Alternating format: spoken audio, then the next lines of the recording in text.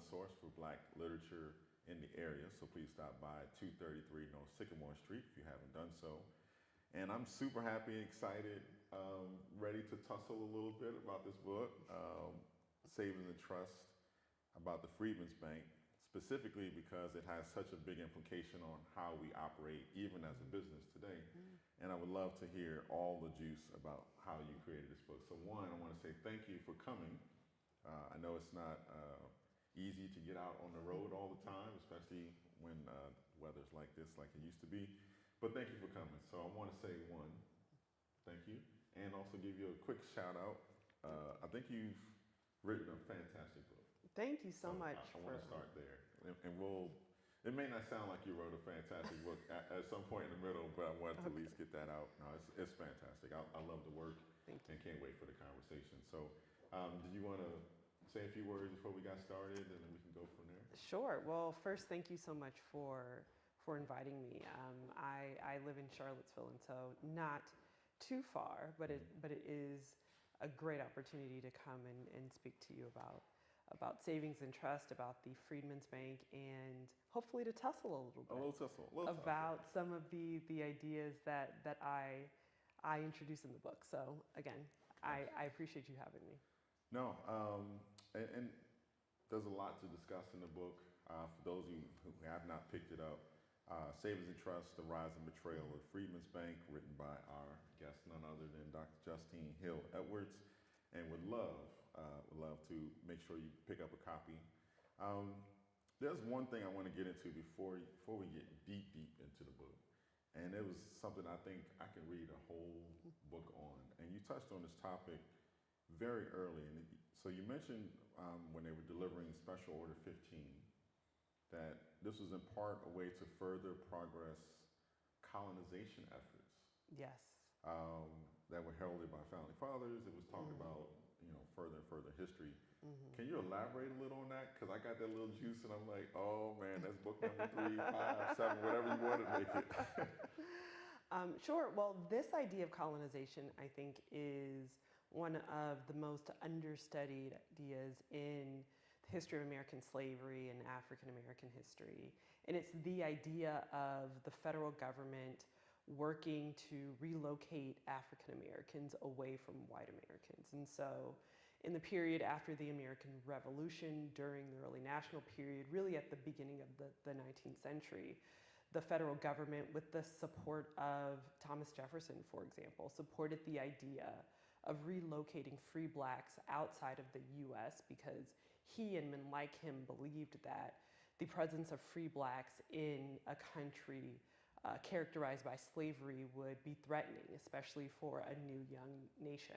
Right. And again, this was around the time in the aftermath of the Haitian Revolution, and so there were real fears among enslavers about rebellious blacks and about the idea of free blacks like infecting the enslaved communities with the ideas of freedom.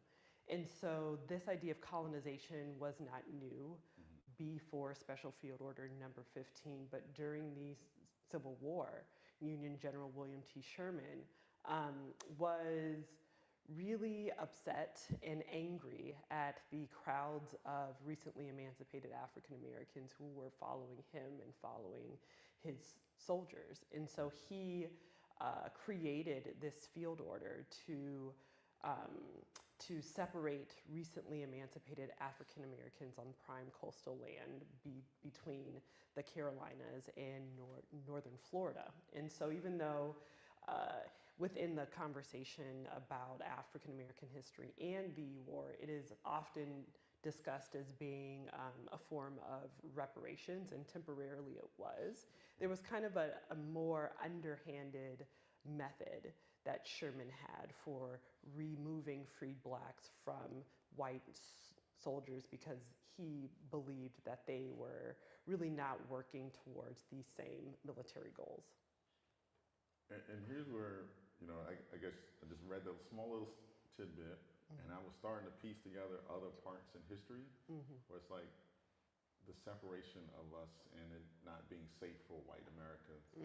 And it just kept going on in history. I mean, you can probably put redlining somewhat into that. Absolutely.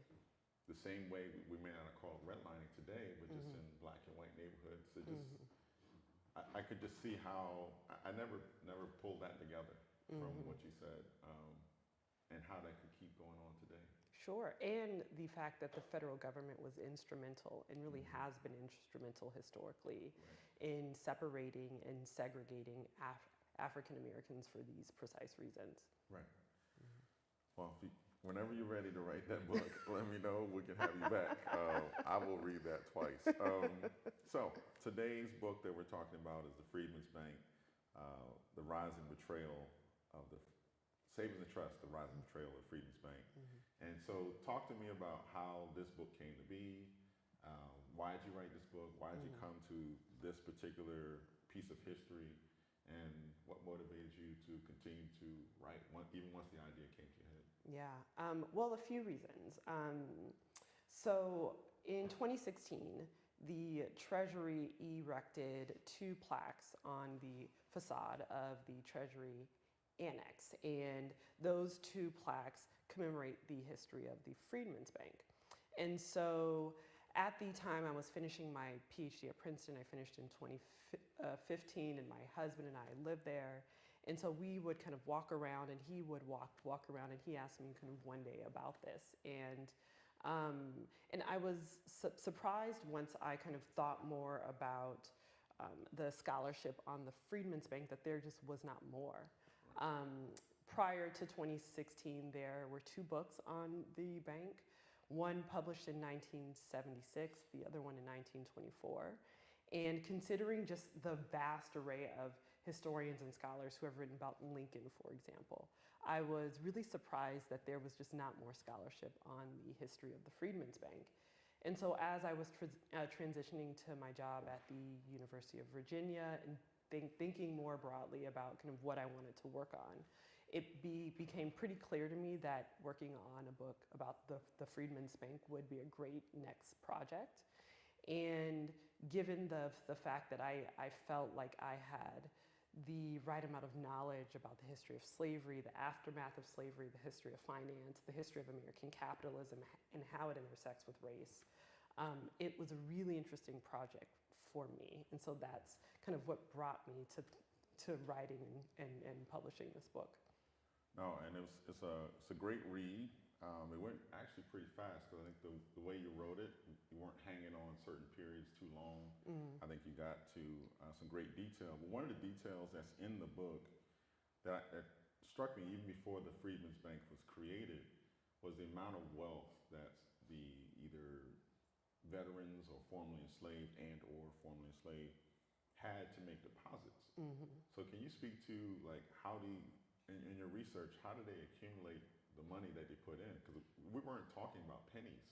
No. And in some cases, depositors were putting thousands of dollars, which in that time equates to a lot of money today. Yes, it does. And that's one of the, I think, fascinating aspects of the book and doing this work. And so while the Freedman's Bank was established on March 3rd of 1865, the idea for the Freedman's Bank came from the establishment of 3 military savings banks in 1864. And so we're talking about a period of time during the war when African American soldiers were actually making money for their military service, and sometimes on par with whites. And so they were struggling, not with saving money, but really how to save money. They wanted to be able to save money to send to their families, their wives, and their children. And so 3 Union generals established 3 military savings banks, one in Norfolk, Virginia, one in Beaufort, South Carolina, and one in New Orleans, Louisiana. And these 3 banks were very successful, such that by the end of 1864, Black soldiers in Norfolk and Beaufort, for example, had put about $200,000 of their pay in these banks, and today would be a little bit over $4 million. Right. And so we are talking about a lot of money and a lot of capital that they wanted to use to help their transitions into this new period of freedom. And we'll talk how the frauds and the missteps and the mismanagement and all of the negative things happen. But do you think that was one of the first kind of draws to fraud is the amount of money that was sitting in this cache of banks that we had? Sure, I think it surprised many white Northerners and white bankers who were really looking for a new class of consumers. And so African Americans, especially those recently emancipated from slavery, were seen as being kind of an untapped market for banking services. And so with the creation of the Freedmen's Bank and them seeing all of this money in these military savings banks, it kind of gave them an idea of starting this bank for African Americans to not just help them make this transition to freedom, but to introduce the idea of banking to the former Confederate South, especially for African Americans. So just to hold on to your point there, I guess since the military officers and the soldiers were getting paid, it made sense that the military was one of the first sparks to banking for Black people? Yeah, interestingly enough, I think that's exactly what it was. And what the federal government saw, especially members of the Lincoln administration, is that we are talking about an expansion of banking in this period. The National Banking Act, the creation of the Office of the Comptroller of the Currency, which happens in 1863, and it's essentially the nation's first financial regulator. And so this is a period of time, again, with the kind of expansion of banking and banking regulation. And so the fact that the military is kind of introducing these banks for African Americans, it became kind of a confluence of factors that led to the creation of the Freedmen's Bank and the support of the bank by federal authorities like the Department of Treasury. Interestingly enough, though, the Freedmen's Bank was not under the jurisdiction of the Treasury or the Comptroller. Instead, it was under the regulation of Congress, and that kind of reflects what happened with the military savings banks. Military savings banks were not under the jurisdiction of the Treasury. Instead, they were under the jurisdiction of the Department of War. And so that kind of led to a different type of relationship between the Freedmen's Bank and federal authorities regarding banking examination, for example. And I would imagine the Department of War wasn't good at financial regulation. No, not their primary goal, especially again coming out of a very expensive war. Not their main goal. They're really good at tactics, but not necessarily management of stuff like that. Yeah, which reflects in the bank's administration as well. And there was so many. So before we get down that road, let's go straight to how the bank was established. There was some political work that had to happen, some acts, some signing by presidents, things like that. Can you kind of summarize that period even before we got first deposit? Sure. Well, the bank was really established and was the brainchild of a white abolitionist minister from New Jersey named John Alvord. And he, during the war, worked as an attaché for the military. He was following Sherman on his famed march to the sea. And during this period of time, especially in the fall of 1864, he took this opportunity to speak to as many African Americans as possible. And he was talking to them about their experience in slavery, their experience with their families, and he really wanted to know what they were kind of anticipating in this period of freedom. And they were telling him that one, they wanted to join with their families, and two, they wanted the chance to buy land. And so he was kind of witnessing the experience of the military savings banks, how African Americans were interacting with these banks. And so he went to New York in January of 1865 and gathered a kind of prominent group of white abolitionists, ministers, bankers, and philanthropists, and he proposed to them the idea of creating the Freedman Savings and Trust Company. And so the process of kind of meeting with this prominent group of men and going from congressional approval to Lincoln's signing of the Freedmen's Bank Act was relatively quickly. And so that first meeting happened on January 27th, and Lincoln signed the act on March 3rd. And so it was a very, very, very quick. Right. And there were some missteps that members of Congress made in not making sure that there was kind of enough built-in checks and balances within the kind of bank's infrastructure. And so, for example, Congress was mandated to oversee the bank, not the comptroller, not the comptroller or Department of Treasury.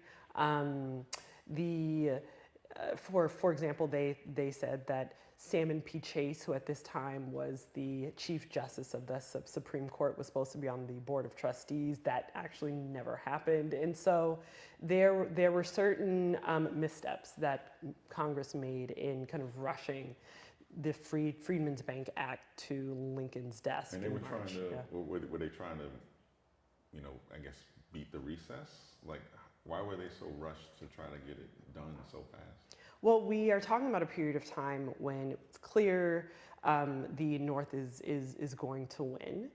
And so we are talking about kind of the slow end of the war, Congress realizing that there's this massive war debt that they have to eventually contend with.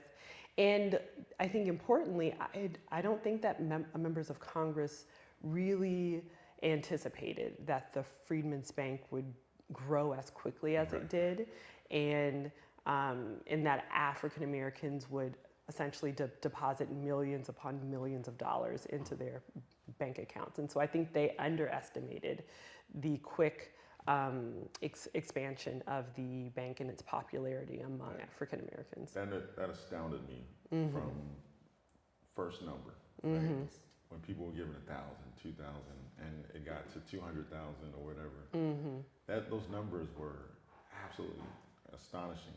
And so I can see how they got to that point, because it also took a bit of trust from the formerly enslaved or veterans to say, I'll put my money in this. So that was also a big part of it too, right? The government's name was attached to it.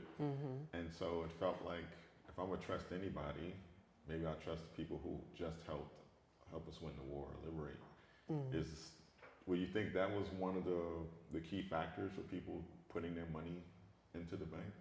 Yes, I mean, the bank's white administrators were very savvy in how they marketed the bank, especially in Black communities across the former Confederate South. We are talking about the fact that they would constantly advertise in Black newspapers, the fact that they would constantly invoke the name of Lincoln, who by April of 1865 had been assassinated. They often use the kind of language of the full faith and credit of the federal government, which is interesting because that language was really not truthful at this time.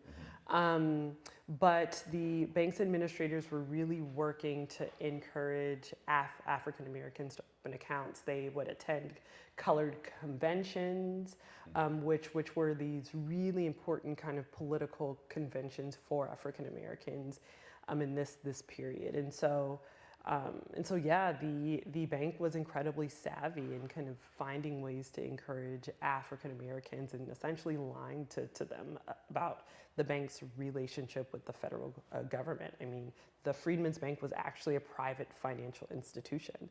It was really not connected in any way to the federal government, which but it gave the impression exactly that it might have been. And that came to play towards the end too. We'll hold that. Yes. Put them in suspense. And so when you read it, you're left with the question like, was it a failure from the start?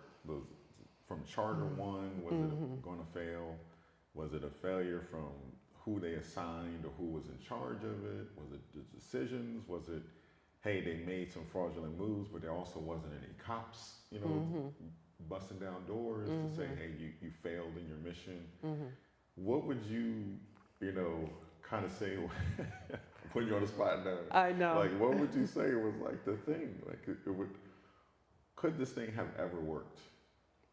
I get this question a lot, and I think that I'm not sure if it had the infrastructure to ultimately be successful. And the reason why I say that is because we are talking about a period of time when, unfortunately, banking as an industry was seen to be an incredibly risky venture.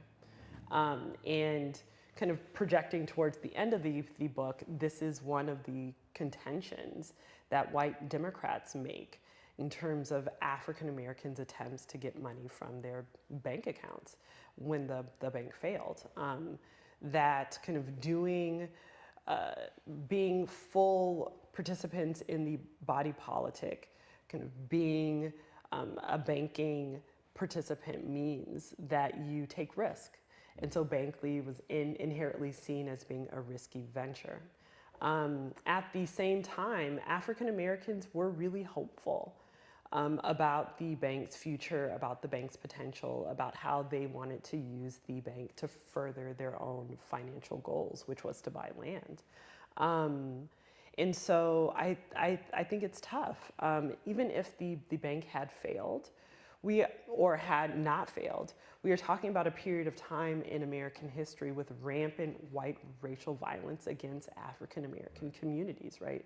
And so even still, I am not sure that, given the landscape of race relations, especially in the American South at this period of time, if the Freedmen's Bank could have withstood that. I'm not sure. Because there was basically theft. Yeah. And when it moved from just being a savings deposit, right, and then became a source of loans for trustees and unscrupulous people and all types of things. We'll leave the real details out. You got to read it. But for sure, it just seemed like there was missteps at the beginning, right? We rushed through it. We didn't assign it to the right people or give the right governance to it. Maybe the charter could have been looked over and had some better legs to it. We didn't set up, the right kind of politicking of it. Right? So it wasn't that there wasn't rules in it. There were rules, and Yes. they're just not being upheld Or followed. And then what was the repercussion? It wasn't a system to say, like you said, for structure. I guess the part that got me the most was this continuous breaking of the rules, if you would. And it was done kind of like an open air. It wasn't like it was hidden and no one knew about it. Every trustee, well, not every trustee, but some of the trustees benefited directly from it. I think a lot of the trustees benefited directly. So, like, how can you have any kind of trust in the system once you know the facts? So I'm getting myself in my Frederick Douglass. I don't have his hair, but we can say I'm Frederick Douglass. Now he's looking at, hey, what happened here? Or what's happening? Because the bank was still alive when he touched it. What happened? And then he sees trustee name, loan, way past due, hasn't paid back. Like, how do you get trust in something like that? Well, I think that is one of the kind of major questions that I pose at the end of the book, given the fact that African Americans both experienced and witnessed this plunder, this corruption, given the fact that the bank fails with Frederick Douglass as its last president, and he kind of comes into the position 2 months before the bank is forced to close. He looks at the bank's finances and realizes that the bank is insolvent and really had been insolvent for about 3 years. The fact that the bank's white trustees were taking out illegal loans. This is kind of going back, but I think it is important to note that the Freedmen's Bank was established as just a savings bank. Just a savings bank. Depositors were depositing money. They were to earn a small amount of interest if they kept their money in the bank for a specific period of time. There was supposed to be no loan making, so no lending. This was in the rules. Yes, this was mandated by Congress. That's right.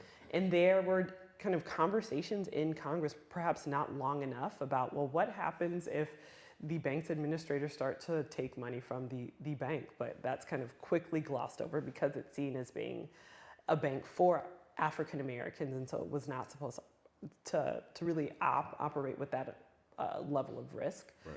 But kind of 4 years into the bank's kind of history of operations, there comes into the bank's board of trustees a very well-known famous banker named Henry Cook. And Henry Cook was the brother of Jay Cook, and together they founded Jay Cook and Company, which was the nation's first investment bank. They were incredibly wealthy, incredibly well-connected, close personal friends to Lincoln and Chase. And so when he comes onto the board, he is named the chairman of the bank's finance committee. And so he's made responsible for investing the bank's deposits. Subsequently, what happens is that the first illegal loan is made within about a month after he joined the board, and it is made by a man who only 2 weeks later becomes the bank's actuary, and so the person responsible for evaluating the bank's risk profile and risk portfolio. And so the corruption happens only 2 years after the bank begins operations. Right. And it is kind of that way in which the bank's white administrators really start chipping away at the bank's foundations to first and foremost serve African Americans. And what would you say was about the level of resources that were in the bank at the time Cook took over? I believe it was about $5 to $6 million. Right, and $5 to $6 million in their money. Mm-hmm. What was that current day? Oh, it would probably be in the tens, if not hundreds of thousands, millions. I'm sorry. And so by 1870, African Americans had put about $12.5 million in the bank. That would be almost $300 million today. And so we were talking about massive amounts of capital that. So you took an investment guy and put him in charge of this hoard of cash, which has no loans, no obligations at this point, right? Because we haven't made any loans. Well, they begin making loans pretty right. quickly after 1867, and all of those loans are made illegally. Right. And then Cook lobbies his friends, members of Congress, to amend the bank's charter, which ultimately happens in May of 1870. And when Congress amends the charter, they allow the bank to make loans. And so it immediately shifts the bank from being a savings bank to a commercial bank. And it therefore begins to function with more risk. And even now, in our banking system, it's not perfect, but there is some level of risk you're supposed to take on and kind of keep that in balance, right? Well, a level of compliance and regulation. And so that's why we have the Consumer Finance Protection Bureau, for example, right? But we are talking about a period of time when banks are inherently risky ventures, but savings banks were supposed to be the least risky of those types of financial institutions. Right. No, it was set up to be a good endeavor. Because I'm not sure, where were they put? I think there was some stories in the book. Where were the people before they were putting it into the Freedman's Bank or the military banks? Where were they putting it before? I mean, they would bury it in holes and forget where the holes were, which I think there was a story.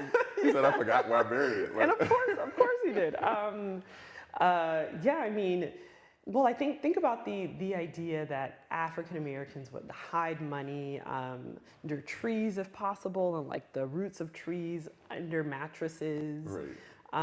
In coffee pots and cans and cups, and so the idea of African Americans having access to a bank was a huge deal in this period. So a bank created specifically for them was an incredibly important venture, especially because most Americans but most African Americans didn't have access to bank accounts. So, And it seemed like one of the motivations for the formerly enslaved to get into having some savings was that they were looking forward to owning land in the future. yes, yes. So can you speak to that, like what their motivations may have been, just putting a dollar into, well, a lot of dollars into this bank in the first place? They weren't thinking about just making interest payment, get interest, right? No, and I say in the book that there was a fundamental misalignment between how white bank administrators hoped and expected African Americans to behave as customers, as bank customers, and what African Americans hoped for themselves financially. And so white bank administrators wanted African Americans to put money in the bank and leave money in the bank for long enough periods of time so that the bank's investments could generate profits and interest payments. But African Americans were thinking about their interactions with bank officials and the bank writ large in a very different way. African Americans were wanting to buy land. They wanted to buy property. And I say part of the reason is because they saw property as being tangible, right? If they had wealth in land. And this is kind of forged from the idea that just a few years prior, their bodies had been property, their bodies had been capital. And so they understood wealth that they could see, not wealth just kind of written down in a bank ledger. Right. And so this was kind of a misalignment between what the white bank administrators wanted and what African Americans themselves wanted from their interactions with the bank. Oh, I think that was an important thing to address in there as well. That they weren't just sticking it in a bank. They actually had goals and aspirations when they put the money in. So let's talk a little bit about, because you mentioned it earlier when the first three military installations, about this particular region's involvement in the birth and the actual success of the bank. Can you talk a little bit around, I think Richmond and Norfolk was mentioned, how congregations or communities here played in the role of the Freedmen's Bank? Yeah, I mean, Virginia as a state factored so importantly in the bank's history. I mean, the first bank branch was actually Norfolk. And so there were branches in Norfolk, in Richmond. The bank's main branch in Richmond was about 3 blocks away from the capital of the Confederacy, which is really interesting. There were proposed branches in both Charlottesville and Petersburg. Really? Yeah. I did not know that. Those did not, and it's not in the book, but those did not come to fruition. Okay. But yeah, Virginia was incredibly important because the bank's administrators wanted to put bank branches in places with high densities of African Americans. And so we see the bank having a branch in Philadelphia, for example, branches in Florida, in Tallahassee, in St. Louis, in Lexington, in New Bern, South Carolina, New Orleans, Natchez, Mobile, Alabama. And so these are places. But interestingly enough, there were branches proposed in Texas, in Houston and in Galveston in particular, but because of the rampantness of racial violence in those places, especially in 1865 and 66, that's why those locations really did not get off the ground. But we are talking about bank branches in places with a high population of African Americans. And do you remember at the height how many branches they actually had? By 1872, there were 37 branches across 17 states. Wow. Right. And so it was the largest bank by branch in the nation at this time. And just full with all of that Millions of dollars of African Americans' money. Sitting there. Yeah, just sitting there. Or being sent to the main bank branch, which was first in New York, and then it moved to DC in 1867.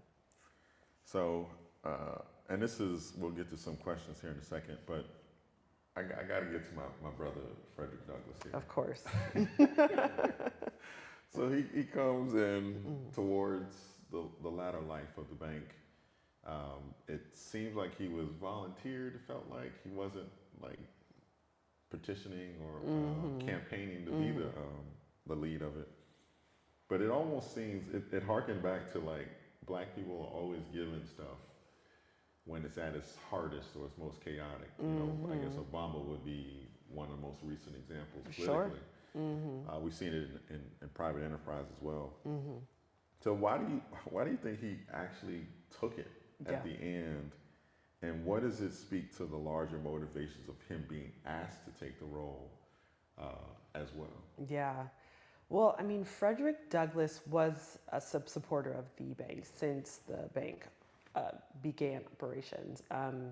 He was a depositor, his sons were. And so when he's asked in 1874 to be the bank's president, I think he entertained this because he was wanting to and being encouraged to make a bigger step into politics. There were friends and colleagues of his who were encouraging him to move to a place like Mississippi to run for Senate. And so he, I think, saw his affiliation and his presidency of the Freedmen's Bank as being a step in that direction, kind of making a more formal foray into a bigger political role. But he kind of hems and haws about taking the presidency. He ultimately does because he is encouraged by two black trustees. One, Charles Purvis, who was a doctor at Howard, and John Mercer Langston, who becomes the first black congressman from Virginia. He's actually from Louisa.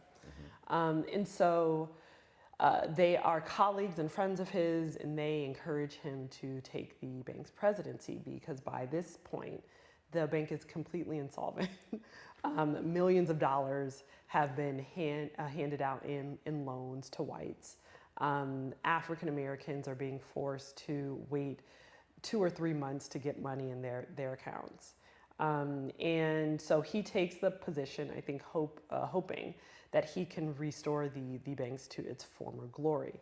But he looks at the books and realizes that the bank is insolvent, that the vast majority of the bank's loans have not been repaid. In fact, the majority were in default.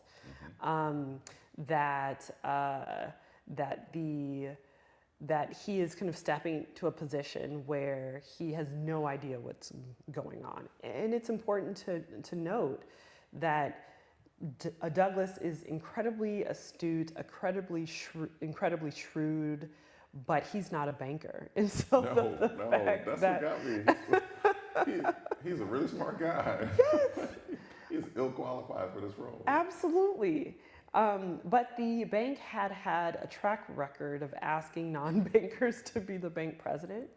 And I think it goes back to this idea of white bank administrators really not taking seriously the responsibility of running a bank of this size. They took seriously the money, though. They absolutely did. Because a lot of the money none of it was let's ask this question. Was any of it loaned to black people? About 5% of the loan volume was, and that was disproportionately to black churches in and around DC.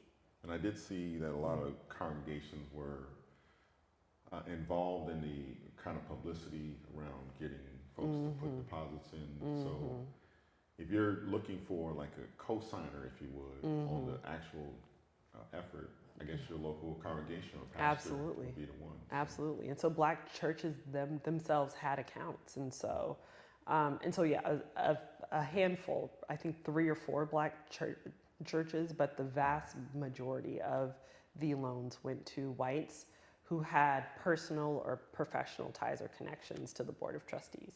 Yeah, and I'm just thinking mathematically it probably made sense to give a loan to a church because then they would in turn encourage their members to, or the community to give deposits to the bank. So theoretically, you really lose anything in the proposition. Oh, poor Frederick. Yeah. Well, and I think it is worth saying that the bank closes on July 2nd, 1874.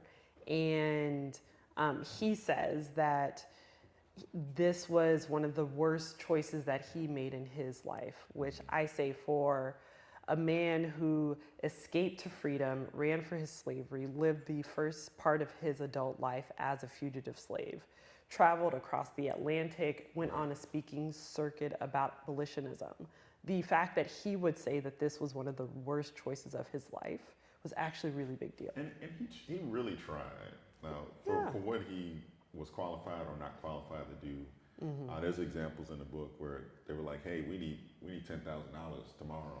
Yes. What you got, Frederick? You know? Yes. And he said, "Ta-da! Yeah, I have a bond." I have a bond. But again, I think it's fascinating. So he is asked to essentially bail out the bank, and he is one of 3 black men in the room. The 2 other black men were born free.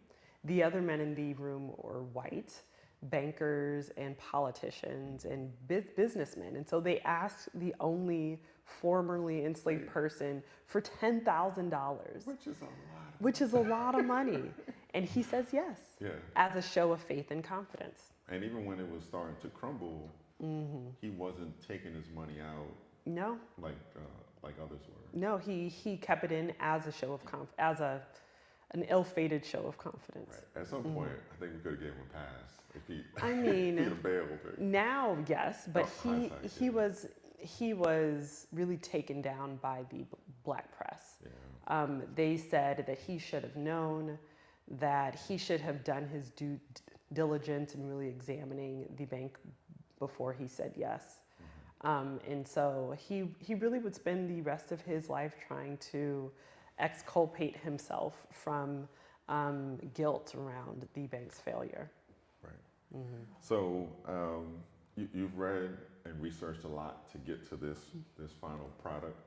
But what was one of the most striking or surprising things that you learned, whether it made the book or not? I think the most surprising part was the small network of men around which the bank story revolved at kind of the higher levels. And so I'm not sure if any of you have been to DC and played golf, but there is a I call it the black golf course, and it's called Langston. And that's where I learned how to golf and play golf when I first started. And so it was really surprising to me that it was named after John Mercer Langston, who was on the board of trustees.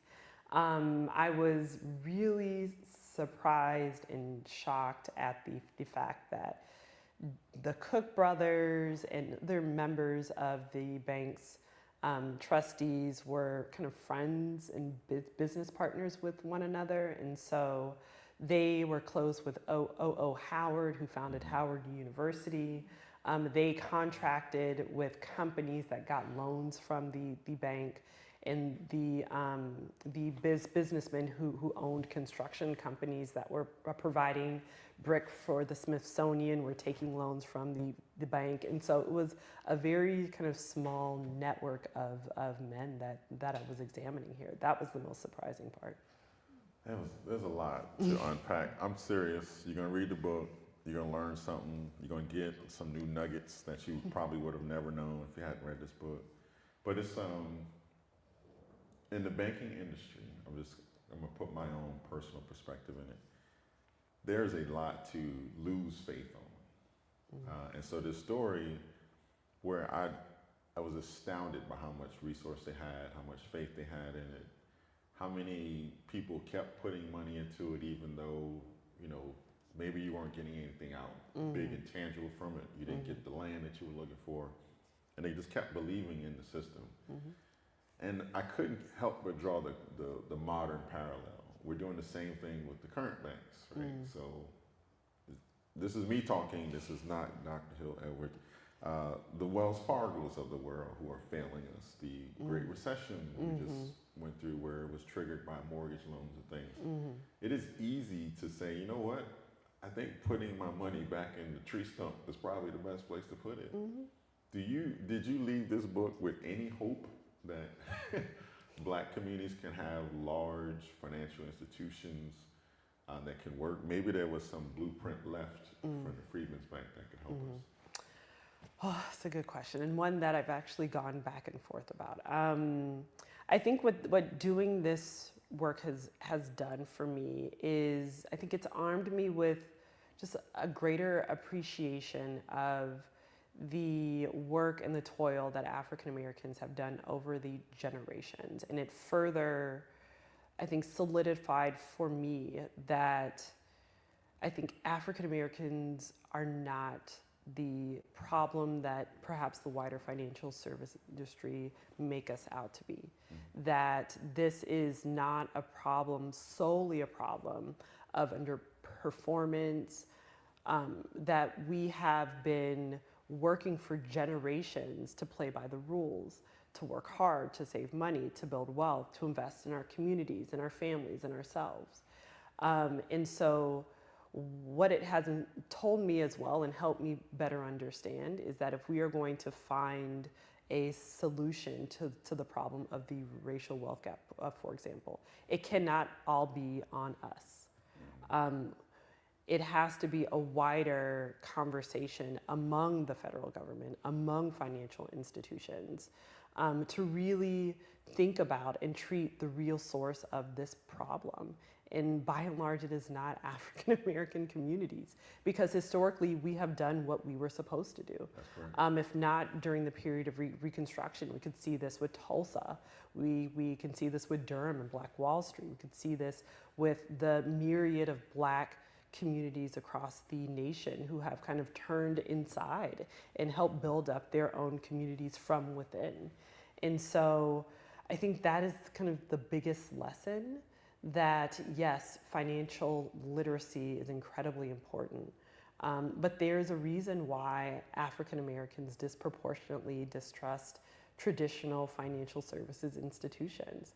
And that trust is really important, and I think it is generational. I think it's inherited, and I think that that kind of looking at this period, at this first moment of freedom, and the fact that in its totality, African Americans put $57 million into their bank accounts, and today that would be about $1.5 billion.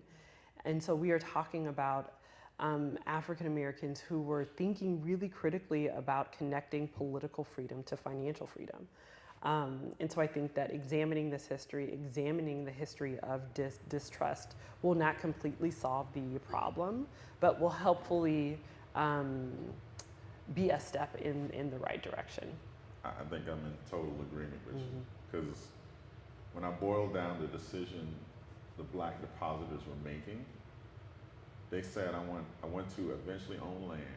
So how can I accumulate my cash while I'm on my way to that decision and that endeavor in a less risky environment? And that was the Freedom's Bank. There was no loans.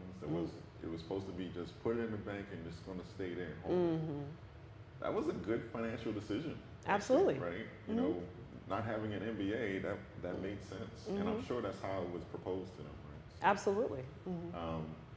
I want to leave you some time. Maybe there's something you want to make sure that folks take from your wonderful work. Thank you. I will tell you this is a good read. We've been talking a little bit around entrepreneurship and ownership, things like that. And here it is, our folks were doing the right things at the right time and just happen to be taken advantage of in that moment in time. But I'll leave the floor for you, and then we'll open up for some questions. Yeah, I mean, I will say, for those listeners who might be concerned that this is too much of a financial history, I think it is incredibly accessible. If I like to say, I think it's very well written. I concur. I can co-sign Thank on you. that. But I think it is a crucial and unfortunately overlooked part of American history that I think will provide a lot of answers to a lot of the questions that we continue to grapple with today in terms of racial and economic inequality and the persistence of the racial wealth gap. Okay. All right. Do we have any questions from the crowd? And I will listen to your question. I'll repeat it so that we'll give her a chance to. So I want to say thank you, Dr. Hill Edwards, for making time today. when I read your book, I was fraught with a lot of what ifs. Like, what if the institution had been successful? What if there wasn't so much malfeasance amongst people in charge of the bank? But one of the things that struck me is the robust attempt at financial inclusion. And today we talk in terms of financial inclusion, bringing historically marginalized communities into the financial mainstream, or usums into the financial mainstream. But what you write about, what you've uncovered through your research and illustrated through your prose, is that this was the first and most robust attempt at financial inclusion. I mean, what better way than to have the government try to create a bank for you? And it failed. What lessons, if anything, can we draw from the failure of such a grand attempt at financial inclusion? What lessons can we draw today from that, if anything? I want to repeat the question. Sure. Go ahead. What lessons can we learn about financial inclusion by looking at the history of the Freedman's Bank? Yeah, I mean, I think that oftentimes when we think about financial inclusion, from a policy perspective, that is often a conversation that revolves around the 1960s and 1970s with the Community Reinvestment Act of 1977, for example. But I think it is fascinating and incredibly important to understand that, no, there is a longer history, and it actually has a lot to do with the expansion of federal authority during the period of Reconstruction. We are talking about it really not originating in the middle of the 20th century, but originating essentially a century earlier. And I think that is just incredibly important for understanding how long we have kind of been at this question, this topic, this problem and hurdle of financial inclusion. And so I think that is incredibly important. And then again, connecting it to this question of distrust, that distrust, the distrust that African Americans have of banks and white-owned banks in particular is and has been a generational problem. And so even though we talk in terms of financial inclusion, I think that broader conversation has to fully address and reckon with this kind of twin history of distrust and really where it comes from. And you can imagine how, if you've lived long enough, you see multiple times when your trust has been broken. Absolutely. It's harder to go back to the well and trust again. Absolutely. So, I would imagine our seniors have seen it all. Sure. Sure. Well, when I've been talking about this book over the past few months, I've been talking about kind of encouraging us to think about our own relationships with financial institutions, right? I think that in friendships, in relationships, it requires trust and kind of a responsibility of what that relationship will entail. Trust is incredibly important in relationships. And so do we even now trust the financial institutions with which we engage? Because surely we all have some type of relationship with the bank or financial institution. It might be a mortgage, a credit card, a student loan, right? You might use Venmo or Cash App.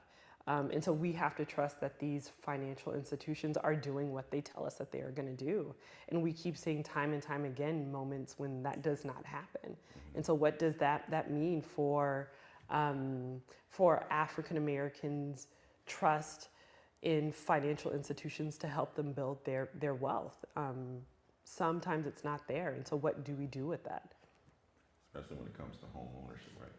In particular, yes. That's the biggest path to generational wealth. Any more questions? Yeah, I'm Larry Murphy. First, thank you for coming to Petersburg. I really have enjoyed it. I have not read the book yet. Hopefully you will. But I will. And I know Demetrius and I have had a lot of conversations around entrepreneurship and black wealth and how do we build it. My wife and I were just talking about, there's really a lack of, I hate to say African American banks or savings and loans or credit unions, Why do you think that is? I mean, as far as, we saw what happened with Consolidated in Richmond. We used to know a person who was president of the bank down in Alabama, and they just don't seem to make it. And so, why do you think that is? Why do you think that there are so few African American financial institutions? Just repeat the question. Sure. Why are there so many or such a lack of black banks in, let's say, African American communities? Well, I wonder if the hurdles are just incredibly high. I think starting a bank is very different than starting another small business, and it requires a lot of initial capital, and unfortunately African American communities are disproportionately undercapitalized than their white counterparts. And I wonder if, again, that has generational reasons why, starting from kind of what I'm talking about in the book. And I mean, I just wonder about the financial landscape in terms of there being broad enough support for black banks. I would love to see black banks in predominantly black cities. And I'm even kind of surprised that perhaps there aren't more, but I think that is such an important question, and thinking about how to bring more black wealth to black communities through banking. I mean, I think it's a great question. But this is a follow-up to that. There's so few black or just financial institutions in Petersburg, for example. I mean, there's maybe 2 banks in the whole city. Now you have kiosks somewhere, and you may have Wells Fargo pulled out, a couple other banks pulled out. I serve on a board of a bank. I won't mention the name, but it seems like they're starting to awaken to the fact that we have money, but then they're somewhat afraid to come into our neighborhoods. It seems like, or they pull out of the neighborhoods. So your book, or what I've heard about the book, kind of gives some foundational thinking for me as to why that is. But if people want to grow their bottom line or their top line even through deposits or whatever, I think the black community is an ideal place for that. Absolutely. Because we're not banked right now to a large degree. And I just think of Petersburg in particular. There are very few branches in Petersburg. I think that, just for those who are online, one of the comments just being made was around the fact that we are in a black city, in Petersburg, and there's not a lot of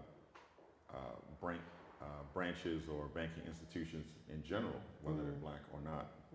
I think the book kind of hints at that a little bit too, in that early with the Freedman's Bank, they didn't want them to just take the money out. They wanted it to sit.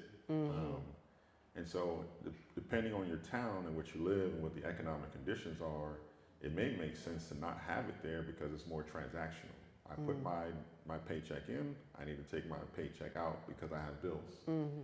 This is, if it's a higher accumulation of wealth, then maybe I leave stuff in there longer because I have more disposable income to leave into the bank. So I think it really depends on not just so much that it's African American city, but, and this is me, I'm getting educated now. I feel like I know something now. I love it. But it has a lot to do with what kind of transactions people are making, so as much as how much wealth is there. And we know our city is not at the top of the economic scale, so maybe it's more transactional. Yes, I do have a paycheck, I do have money in my pocket, but I do need to take it out instead of leaving it in there for long term. It's a possibility. Any other questions? I think we may have had one online. Is that why you got the lab? Yeah. All right, what's the question? Okay. How is the news of the bank's corruption communicated to the public? Oh, Patrons? sure. Congress mandated that the bank hire or appoint 3 commissioners, and those 3 commissioners were responsible for posting notices in newspapers in and around cities where there were bank branches. And so that's how depositors were supposed to learn about the bank's failure. It was also where they could appeal or get information about appealing to the commissioners to get a percentage of the amount of money that was left in their accounts when the bank failed in 1874.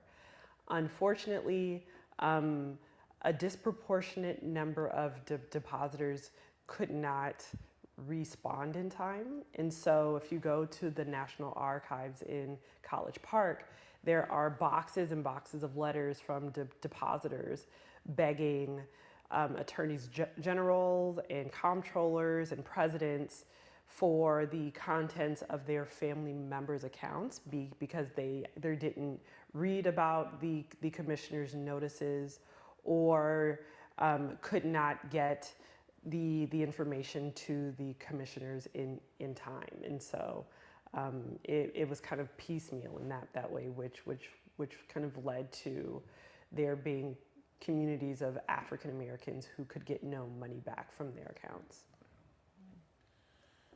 And this is all they had. I mean, they were depositing large amounts of sums, but did we have another question online? Yes, and I think it's a good follow-up to the last question are there any stories that you put into the book that talk about the individual impact from people not being able to get back their funds? Yeah, I talk about a young woman. I want to make sure I remember which chapter it's in. I believe it's in chapter 6.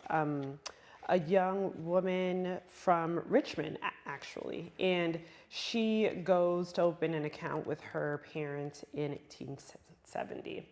And this is a moment immediately after the ratification of the 15th Amendment. And so her mother and her father bring her to the Richmond branch. Her name is Mary Susan Harris. And she opens an account in her own name. At this time, she's 12. And so, interestingly enough, if you read her depositor record, it says like her name, her parents' name, she has a brother, and her occupation says that she's going to school, which is kind of what I love. And so, unfortunately, the bank closes and she still has money in her account, not a lot, but she ends up dying of ovarian cancer when she's in her early 20s. And so I say that even though the money in her account would not have cured her cancer, it perhaps could have provided her with a level of comfort during the last years or months of her life. And so that is kind of one of the kind of real visceral implications of the bank's failure for African American women who could not get the money out of her account when the bank failed. Not to mention the transfer of wealth in the case of her passing. Right? Absolutely. If she didn't use it all. I think we had one question here. Any more online? Yes. Okay, go for it. How did the Freedman Bank get promoted to Black Americans, and what was the effort in addition to that to educate people about financial literacy? Sure. Well, again, the bank's marketing was very aggressive and in many ways very savvy. The bank's administrators would use a language saying that Lincoln was a major supporter of the bank. He said it was one of the best institutions in America at the time. They would say if you put in a certain amount of money now, in a year you'll have this much money, and this is how much land you can buy with this much money if you put money in the bank at this time and leave it in for a specific period of time. The bank's marketing said that economic freedom is a tool in political freedom, and so if you put more money in the bank, it will be a demonstration of your fitness for political inclusion. Would say to not buy liquor or tobacco or fancy clothing or jewelry, and instead put your money in the Freedman's Bank. And so all of this messaging about kind of doing away with conspicuous consumption, all of these messages about the importance of financial responsibility to be included in the broader body politic was incredibly important in the bank's messaging. And I think it was very convincing in some ways, but the paternalism was front and center. And I say that even though African Americans may not have had sophisticated knowledge of finance, they understood the fundamentals of money, of savings. They understood what a mortgage was because they themselves were often mortgage or lines of credit for their enslavers. And so this was the kind of language that white bank administrators used in their marketing to African Americans to encourage them to not only open accounts, but to put collectively millions of dollars in these accounts. Yeah, I think it would be almost criminal to project that they didn't know what was going on or couldn't make good decisions, right? And the thought that's that, what, hey, yeah. I'm going to put this money here because I need land, and I think that's the best way. You know, they had, connected the dots to what's the right way to progress from here, right? Of course, they weren't looking at the same things that their white counterparts were, but for sure, I think they had their head on the right, and put it into the savings and trust, and the trust was broken. Absolutely, yeah. You have a question here? Any more questions online? No more questions online, but I did want to have a follow-up comment to maybe Go what for you just said, is that I'm really interested in the idea of learning financial literacy because I understand that enslaved people have a different understanding maybe about financial things, as you're saying. So in my mind, maybe much more like barter and trade systems, which are still legitimate, right? To think about how they exchange things, or even thinking about their bodies on plantations, is that, as you get older, you understand that your value is less. As you are unable to have children, your value is less, and so it's like kind of a financial literacy within the body. Yes. And so I'm interested in how it transfers to something that's more tactile in the hand. So that's just kind of like my follow-up comment, is that I think of them knowing financial literacy, but also navigating a new way to think about it. Well, your comment, I think, is right on, and this is the work that I do in my first book, Free Markets, where I talk about how the slaves economy evolved in South Carolina in particular, and how the enslaved were thinking about money, thinking about economic life from the first moment of slavery, that they were trading and bartering. They were selling goods amongst themselves to poor whites. They were trading with their enslavers. And so they were bringing this financial knowledge with them through the period of freedom. But much of their knowledge was, again, forged through the violence of slavery, because their bodies were capital, their bodies were property, their bodies, especially for Black women, were birthing the next generation of capital for their enslavers. And so they, yes, had this financial knowledge, but to understand the violence with which they cultivated this knowledge was increasingly important as well. No, it's important work. Do we have any more questions before we go? Just a comment, just sitting here thinking, because I've been enlightened, I'm going to read the book definitely. Thank you. I just think about the parallels with other cultures, the Jewish cultures, the Italians, the Greeks that showed up with nothing.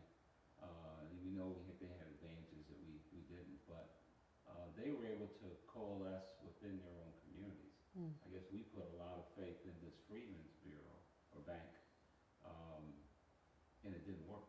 So I just imagine, if the millions of dollars that were in that bank, how that would be reflected today within our community. If the woulda, coulda, shoulda, as you mentioned, would we be, where some of the Jewish community or Italian community or whatever, would we be in that kind of a situation? Yeah. So, just something to think about. I mean, that's a comment. Yeah, I mean, I've again wondered that, but I mean, I think it's tough to look at the history of the Freedmen's Bank in a vacuum. Many of these branches were in places that were engulfed by racial violence, especially into the 20th century. And so could these branches have survived that?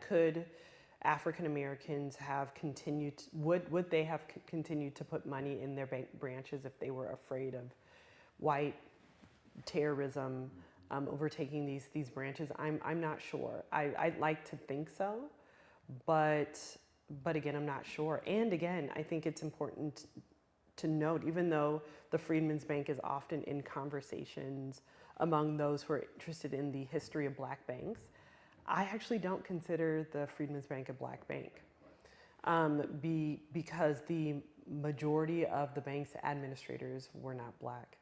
And so they did not put the financial, the economic interests of African Americans at the forefront that I think African Americans would have if they were there at the bank's founding and helped construct the foundations of the bank's infrastructure from the ground up. You do have a question. Just thought of a question listening to you. So today, financial institutions place a lot of stock in their branch distribution, meaning how they strategically build, deploy, and place branches in communities are important. It's part of their overall strategy. It shows the face of the community. With the savings and trust, the Freedmen's Bank, having those branches out there, I'm sure that helped inspire a lot of newly freed slaves to place their money there. My question is the flip side, is when the bank went belly up and those branches closed, what negative effect, or have you explored or research found out about, what sort of effect did that have on the communities to see, once this sort of face in the community, now it's gone, and so with it, my savings. What sort of impact do you understand? Well, what African Americans started to do, especially in these places in the South, was kind of turn to themselves to construct both formal and informal economic enclaves. And so we see the advent of benevolent associations that find alternative ways of pooling African Americans' money. We see the creation of kind of smaller scale financial institutions. The St. Luke's Penny Bank in Richmond was one of the most important ones into the early 20th century. And so we do see African Americans start to kind of turn inward to start to create institutions, both formal and informal, for themselves, but they were not on the scale or had the kind of connection and infrastructure that the Freedmen's Bank had. And I think by necessity, they wanted to serve their own communities and not be connected to a broader network of institutions. Well, before we give it all away, we want them to buy the book, to check it out.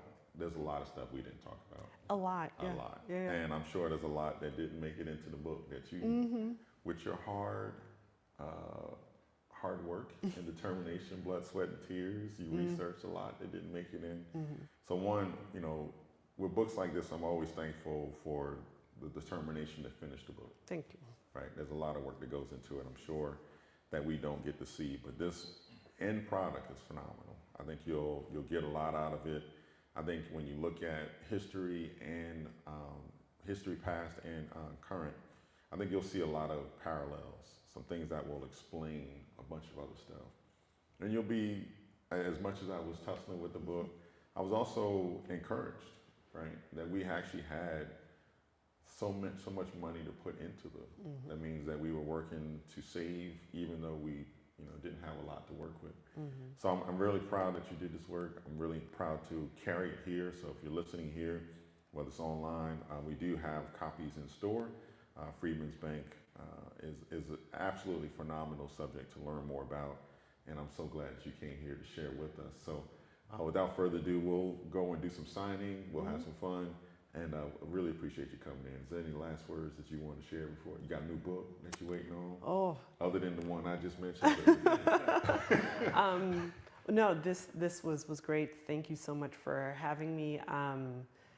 I am supposed to be working on a new book, I think. I'm thinking about how to write about the history of inequality And so that is a new project, but that won't be starting for a little while as I continue to speak to as many readers as possible about savings and trust. And you have a day job, right? I mean, I am a professor You at the do some University of stuff Virginia. Other than to write books, right? So, so yeah, it keeps me busy.